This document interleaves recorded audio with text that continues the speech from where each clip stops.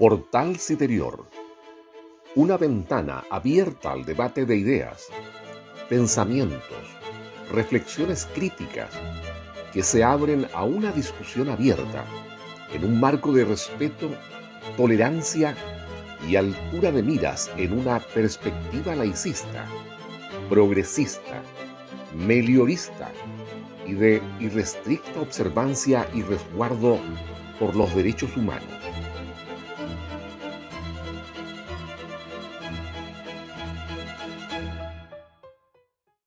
Estimadas amigas, estimados amigos del Portal Citerior, estamos iniciando una nueva versión del podcast Reflexiones al Pasar, en que nos ocupamos de analizar temas de la coyuntura, temas de cultura, temas de interés para la sociedad.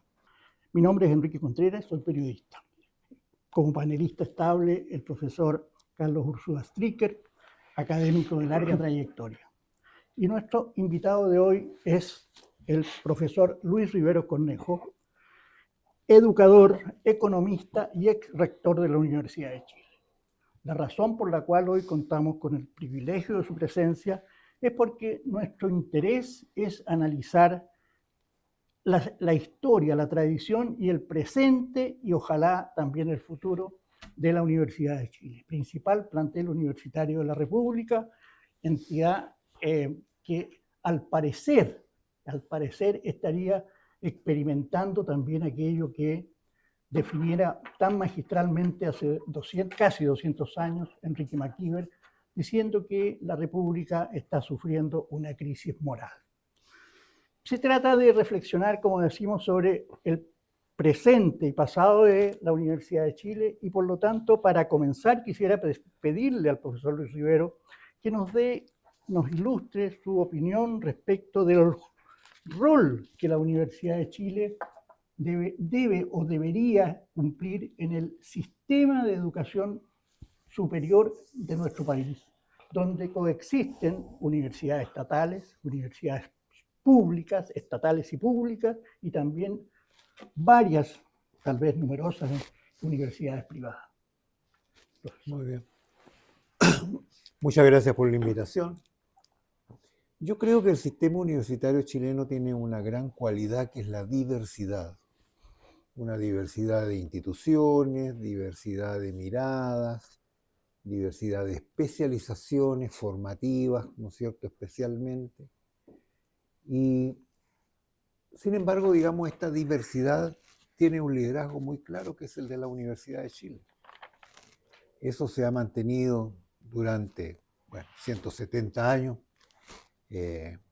y ha marcado naturalmente yo diría una tendencia a que prevalezcan las políticas de Estado. Yo siempre he defendido el Estado docente, pero rescato de la discusión sobre Estado docente, aquel que estuvo, digamos, en la controversia entre don Diego Barros Arana y el ministro conservador, ¿no es cierto?, don Abdón Cifuentes, que se reducía, digamos, a si el Estado debía proveer toda la educación o no proveer nada de la educación y dejársela todo al sector privado. Esa fue la lectura simplista.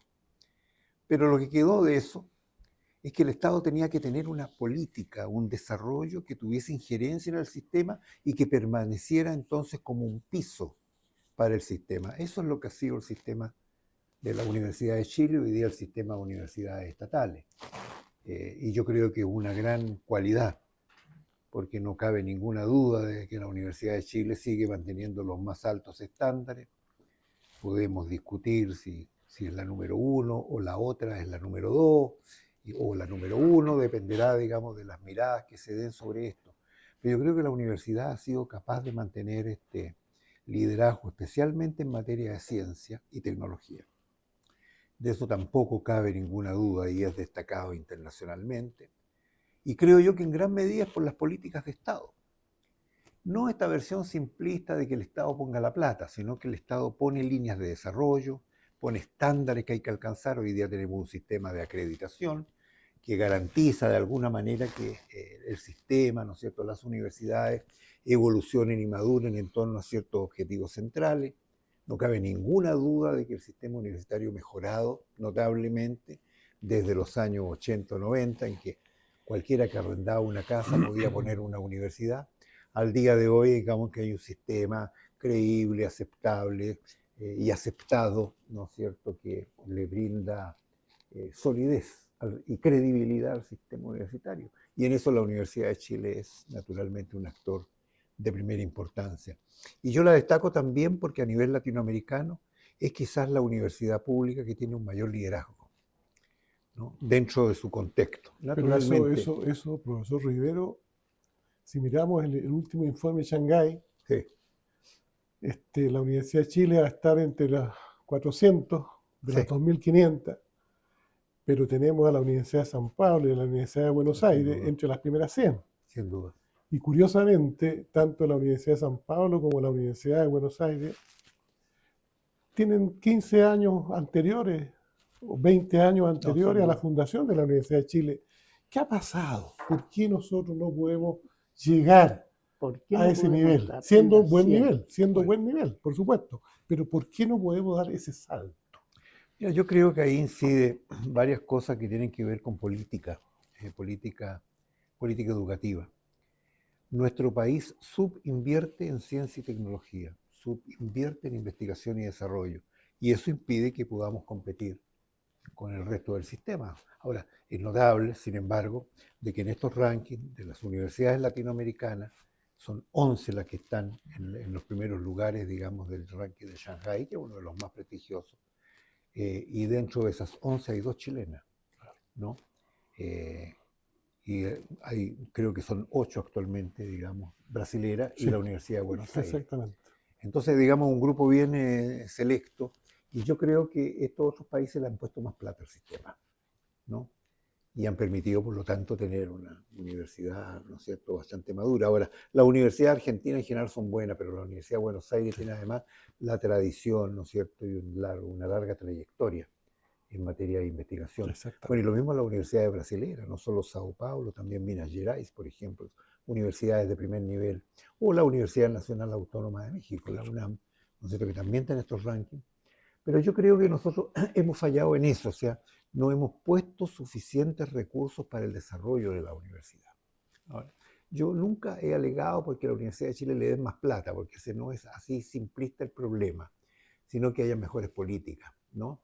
Y que permita, por ejemplo, que las empresas aporten, pero que las empresas puedan descontar ese aporte de su compromiso tributario, ¿no? Esa es una manera en que varios países financian, ¿no es cierto?, el desarrollo universitario. O las políticas que estimulan, digamos, el desempeño de la investigación, que en Chile son bastante limitadas, ¿no? Creo que hay mucho que perfeccionar en esa materia. Pero así todo, yo creo que el sistema universitario, fíjate que hay rankings que comparan a las universidades latinoamericanas. Y dentro de ese conjunto de universidades latinoamericanas, dentro de las 50 primeras, hay 15 chilenas.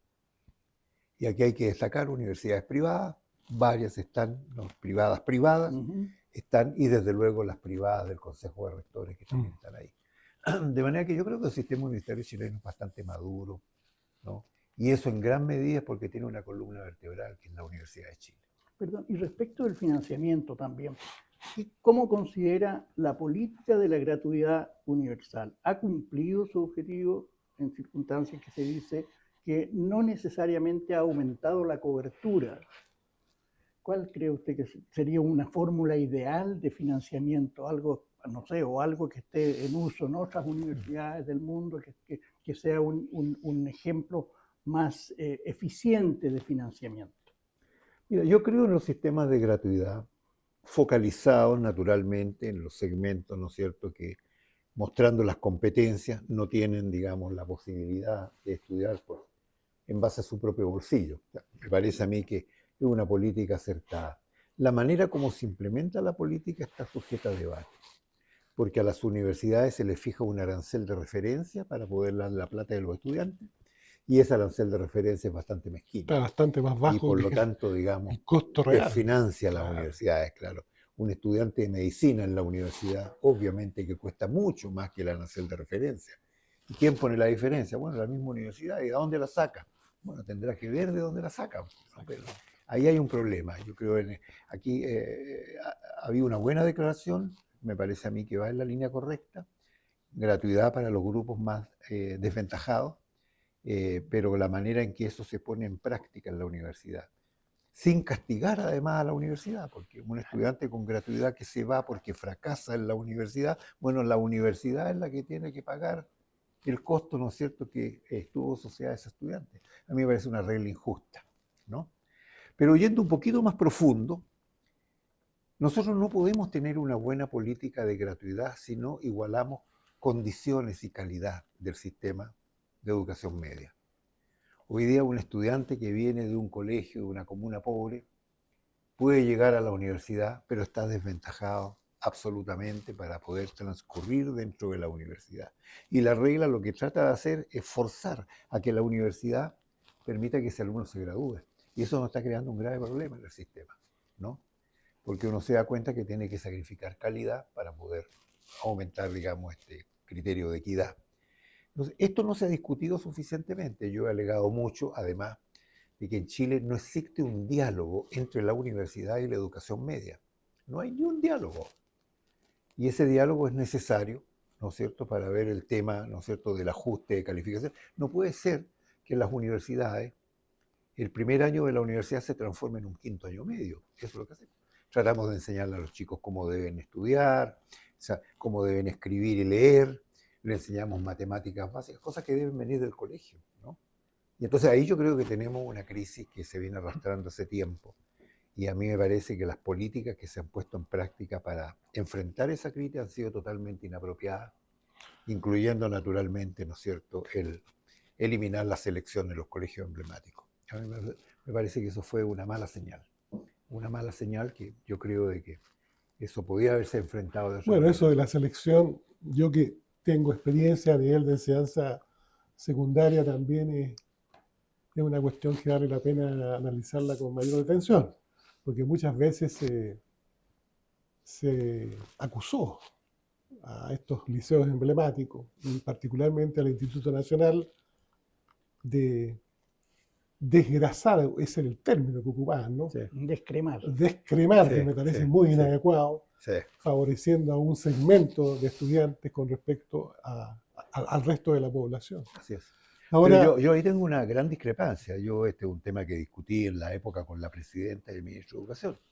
Yo creo que fue inadecuado esta teoría de sacarle los patines a los viejos. Yo creo que la teoría debió ir en la dirección de ponerle patines a los a otros, todos, ¿no? ¿no? Es que Claro, entonces me dijeron es que es mucho más caro. Claro. No, ahí está el problema. Entonces, esa ¿no? opinión del ministro Entonces, Izaguirre fue pero terrible.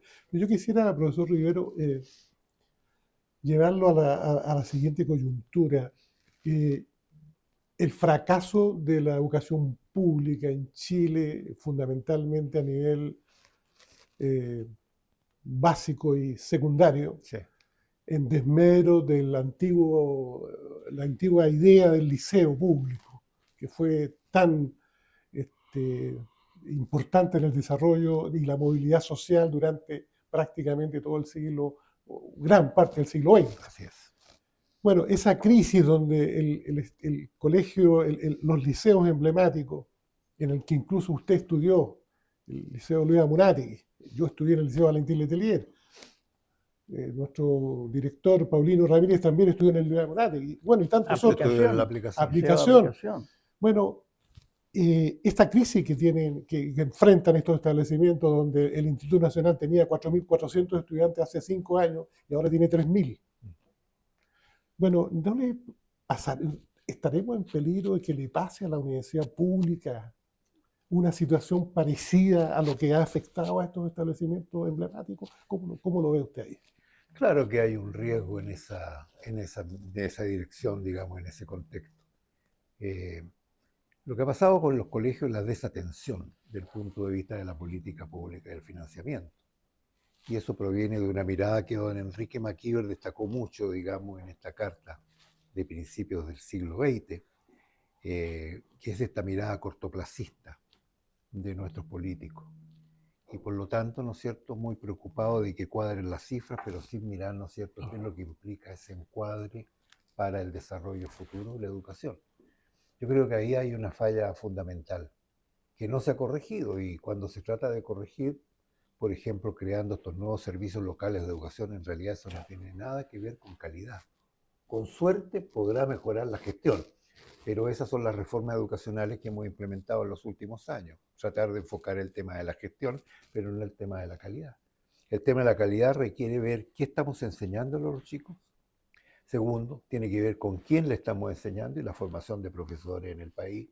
Eso lo sabes tú muy bien. Está en una crisis muy importante hace años y eso sigue más de lo mismo. Y por lo tanto, lo único que estamos haciendo es condenar, digamos, al sistema, al éxito por parte del sector privado. Porque además no fuimos capaces de reformar esto de la educación privada subvencionada. ¿Cómo es posible que el Estado le pone recursos a la educación privada para que esta educación compita con la educación del Estado? ¿No? O sea, eso no se corrigió.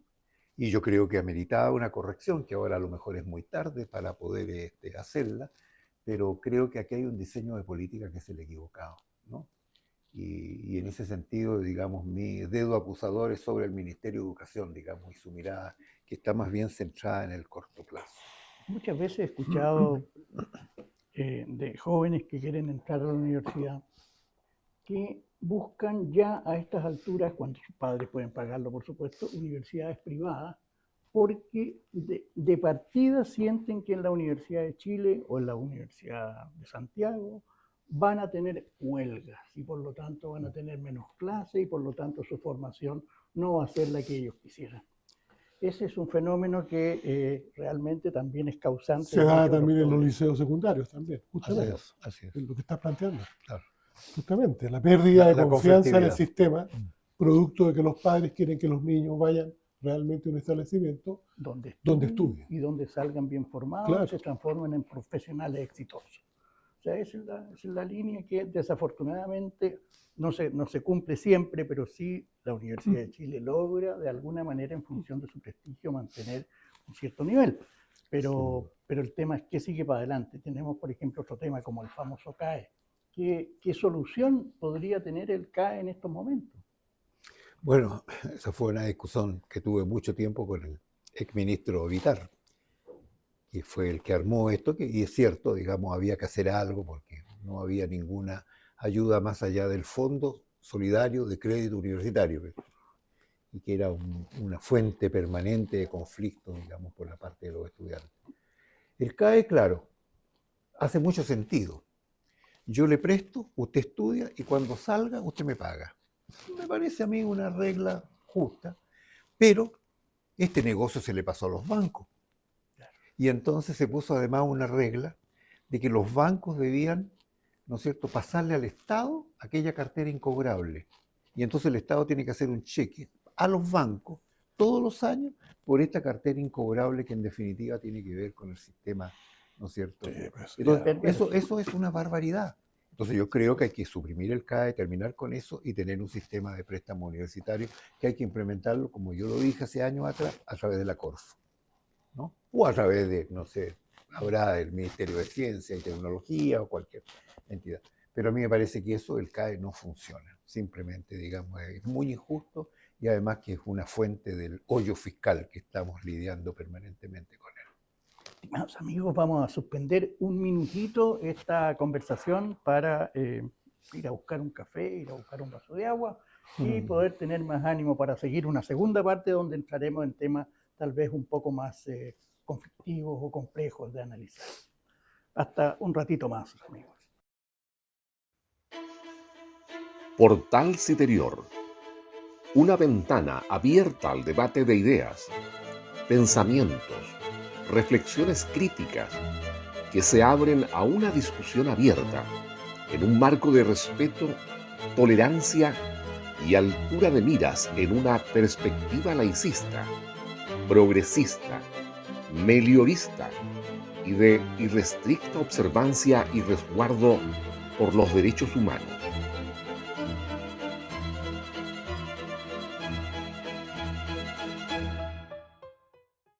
Estimados amigos, aquí estamos de vuelta para seguir analizando con el profesor Luis Riveros y el profesor Carlos Ursúa el sistema universitario, la Universidad de Chile en particular, y la coyuntura que está enfrentando en este momento la universidad coyuntura en la cual ha habido algunos problemas, algunas situaciones que han llevado a temer porque no se cumpla, no se esté cumpliendo en este momento en nuestra principal casa de estudios esa máxima de don Andrés Bello de que la universidad es el lugar donde se encuentran, donde se topan todas las verdades. Ha habido, por ejemplo, unas situaciones bastante conflictivas. La más reciente es la que correspondió a la suspensión de una ceremonia de presentación de las obras completas del rector Juan de Dios Vidal Correa, que se suspendió y aparentemente la versión oficial es que no llegó el conferencista principal de ese encuentro. Pero la posterior polémica dio lugar a una crítica muy seria respecto de varios pensadores e intelectuales y columnistas acerca de que el rector en cuestión habría sido el rector de la transición, el rector designado por el general Pinochet para entregar la universidad una vez que se terminara, digamos, la dictadura. ¿Cuál es la opinión sobre primero sobre la situación de la universidad en general en estos temas y después iremos analizando otras situaciones que se han ido presentando? Pero sobre este capítulo en especial y las declaraciones que ha vertido, por ejemplo, el columnista Carlos Peña, rector de la Universidad Diego Portales, en su página habitual del diario El Mercurio en los domingos, que ha recibido críticas y también algunos comentarios favorables. Por supuesto, no muchos. Por supuesto. Bueno, yo siento de que la universidad, sobre todo una universidad como la Chile, representa mucho el tránsito, las coyunturas, los dilemas de la sociedad chilena. Entonces hay inconformismo, hay ansias de mayor participación, hay necesidad, digamos, de dar mirada a ciertos problemas. Entonces es ahí que surgen los movimientos estudiantiles, que hoy día los encuentro bastante más, vamos a decir, manipulables de lo que era en el pasado. No olvidemos de que la reforma universitaria de los años 60 se desató sobre la base, ¿no es cierto?, de las protestas estudiantiles, ¿no es cierto?, por tener una universidad con mayor participación, terminando con este sistema un poquito más arcaico. Y por lo tanto, claro, y eso tuvo una salida, eso significó la salida del rector, digamos, de la época, ¿no es cierto? Pero tuvo una salida. Y los conflictos siempre han tenido salida. Ahora, los movimientos políticos dentro de la universidad siempre tratan de armar para poder validarse una situación que los lleva, ¿no es cierto? Yo fui rector y por lo menos un par de veces me tomaron la Casa Central, ¿no? Y generalmente se fueron siempre con las manos vacías. O sea, son agendas, digamos, bastante... al final terminan inventando una agenda, digamos, de petitorios, ¿no?, para poder salir del problema. Airoso. Exactamente. Entonces, eso significó, de hecho, la desaparición de la FECH. Hoy día la FECH no existe, porque perdió credibilidad, asidero entre los estudiantes, ¿no es cierto?, por todos estos movimientos que iban y venían, y que en definitiva no resultaba en nada que pudiese beneficiar a los propios estudiantes. Entonces, yo creo que eso refleja mucho, digamos, los tránsitos en la sociedad chilena. Ahora, estos eventos últimos, digamos, tienen mucho que ver con eso. Primero, esta especie de toma o acampamiento, le llamaron, insólito, ¿no es cierto?, exigiéndole a la universidad, digamos, que terminara sus convenios con las universidades israelíes, como si las universidades israelíes tuviesen algo que ver en el conflicto, digamos, directamente, ¿no? Yo considero una tontería, yo considero, digamos, de que en ese sentido hubo mano blanda, ¿no? Porque además de los que estaban acampando ahí, había un gran número que no eran estudiantes de la universidad. Y estaban ahí justamente, digamos, para hacer una especie de bandera. Aquí hay grupos que están buscando banderas de este tipo para poder validarse. Y en ese sentido ha habido críticas a la rectora Rosa Sí, Devés sí. de que no hubiera debido permitir 2 meses de acampe. Sí, 2 meses. sí. Entonces, No, sin duda, sin duda. Yo creo que... Yo entiendo que se conversó con toda esta gente, digamos, pero obviamente que la gente iba mucho más allá de conversar un par de cosas. La Facultad de Filosofía y Humanidades cometió el error, en mi opinión, de terminar con un par de convenios que tenía con la Universidad Hebrea de Jerusalén y no me acuerdo cuál otra. Un error, naturalmente, porque los objetivos académicos de la universidad están por sobre esta disyuntiva, ¿no es cierto? No se puede criminalizar un acuerdo académico, ¿no? Que es lo que se trataba de hacer. Y después, claro, está esto, digamos, fíjate que estoy de acuerdo con Carlos Peña, este matonaje que hay, ¿no? O sea, yo grito y le golpeo la mesa y no permite que ocurra esto. Mira, Juan de Dios Vial, a quien conocí, con él conviví bastante, digamos, en el Instituto de Chile, un hombre de derecha, por cierto, pero él fue el que nos solucionó el problema de Federici, pues, ¿no? O sea, Federici salió y había que poner a alguien ahí, ¿no es cierto? Y Juan de Dios Vial estuvo dispuesto a jugar ese papel y lo hizo muy bien. Además Permitió que la transición. como de la académico y universidad. filósofo es notable. Además pues. que un hombre, Por digamos, favor. de gran nivel. Entonces, Claro. esto de decir, no se pueden presentar las obras aquí porque No. fue un rector de la dictadura, a mí me parece, digamos, de una liviandad, de un sectarismo que es inaceptable, simplemente, ¿no? Entonces yo creo que, claro, la rectora ha enfrentado momentos difíciles, ¿no? Además la pusieron en este lienzo en el frente de la Casa Central, recibiendo un beso de Netanyahu. Eso indica, digamos, que hay gente que no tiene realmente ningún respeto, ¿me entiende? No, ni por nada, ni por nadie. Entonces, eso ratifica la idea, digamos, de que eso es simplemente un despropósito, ¿no? Ahora, la universidad siempre ha enfrentado conflictos y va a seguir enfrentando conflictos. Yo enfrenté el conflicto de la participación. Los estudiantes que trataron de reivindicar la agenda, digamos, del cogobierno de los años 60 en los años 90.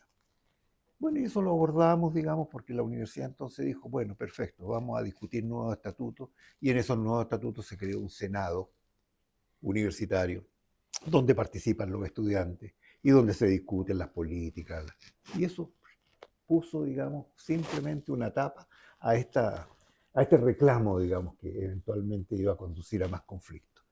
De manera que yo creo que aquí lo que hace falta, naturalmente, en la universidad es tener una política muy activa para lidiar con estos conflictos, ¿no? Y no dejarlos ahí transitar libremente, ¿no?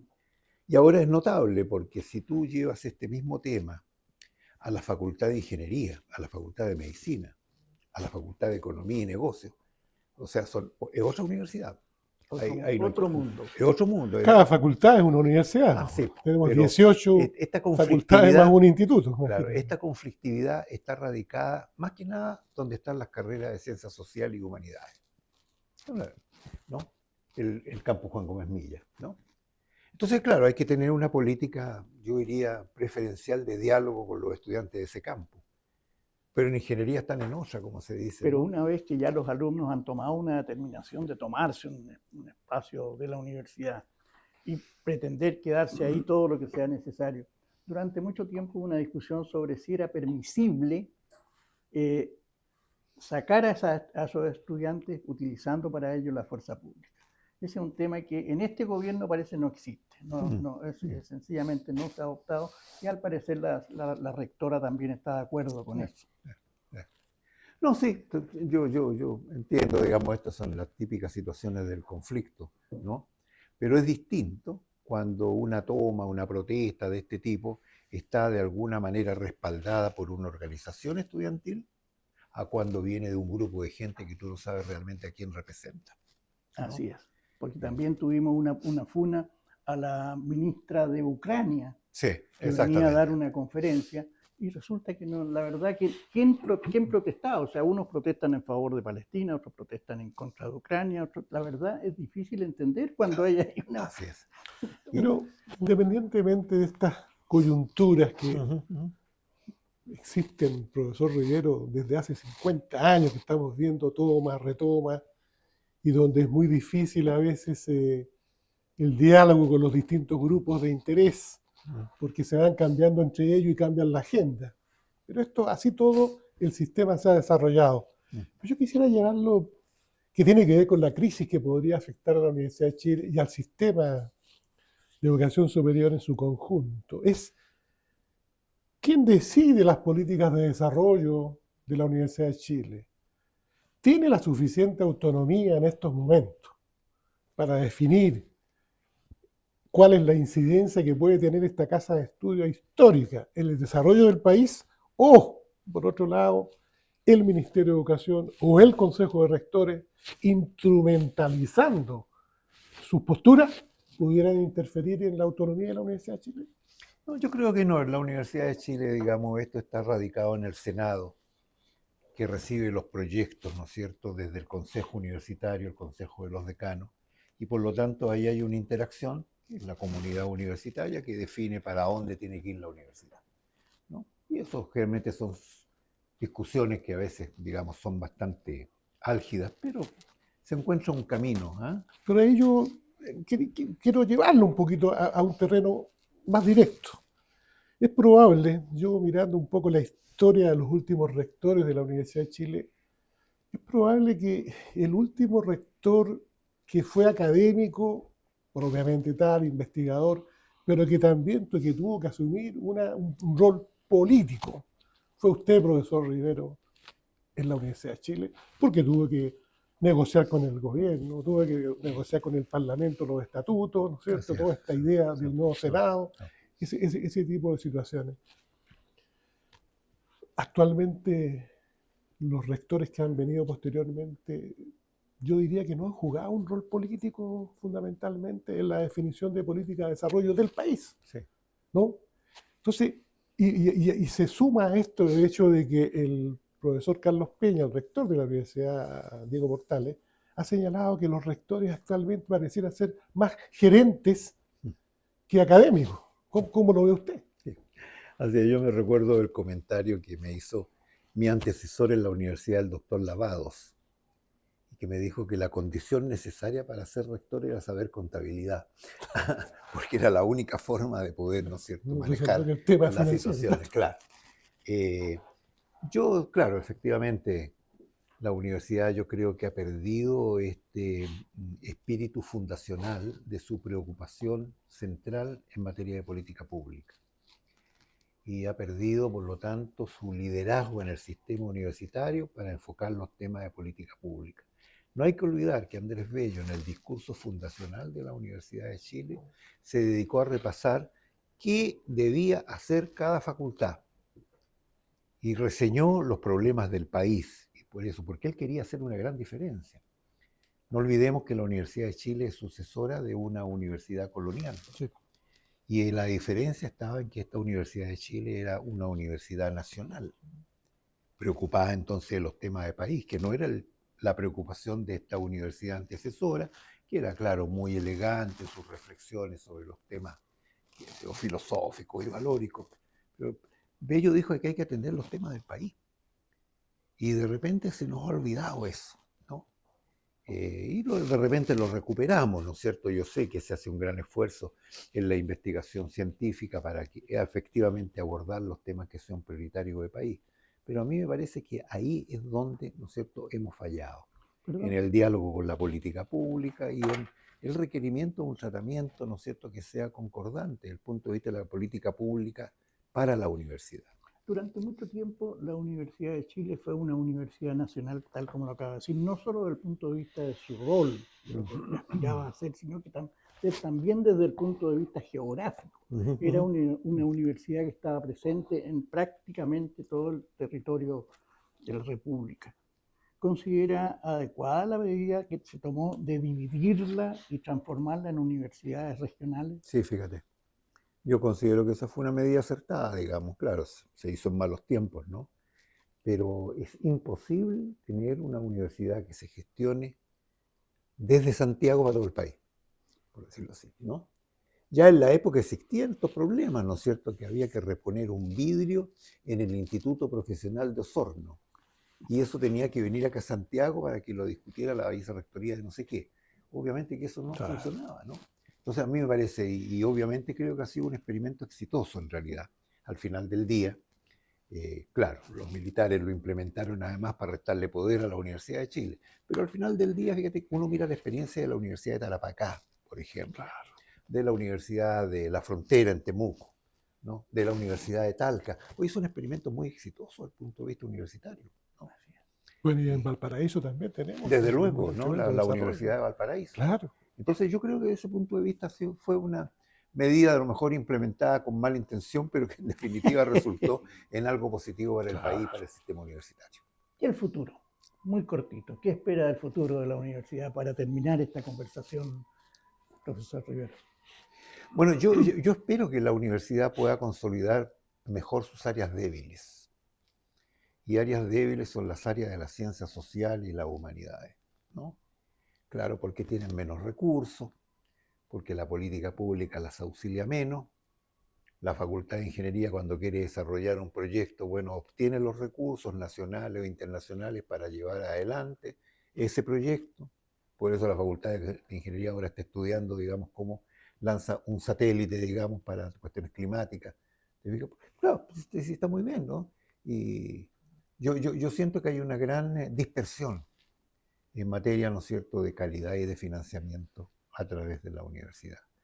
Y creo que eso debe ser hoy día el rol fundamental de un rector o una rectora, tratar de igualar condiciones, ¿no? Nosotros hicimos ese esfuerzo, digamos, porque la universidad antes era cada uno para su santo, así recibí yo las facultades, ¿no? Y creamos un fondo común, todas las facultades aportan de sus ganancias ese fondo común para que vaya a las facultades más débiles, ¿no?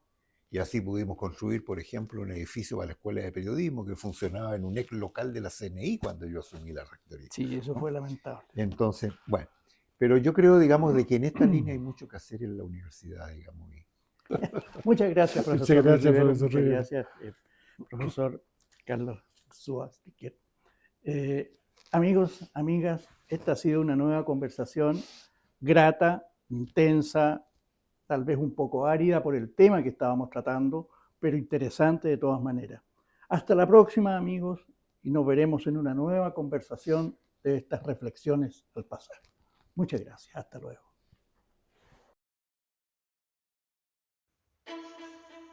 Portal Citerior. Una ventana abierta al debate de ideas, pensamientos, reflexiones críticas que se abren a una discusión abierta en un marco de respeto, tolerancia y altura de miras en una perspectiva laicista, progresista, meliorista y de irrestricta observancia y resguardo por los derechos humanos.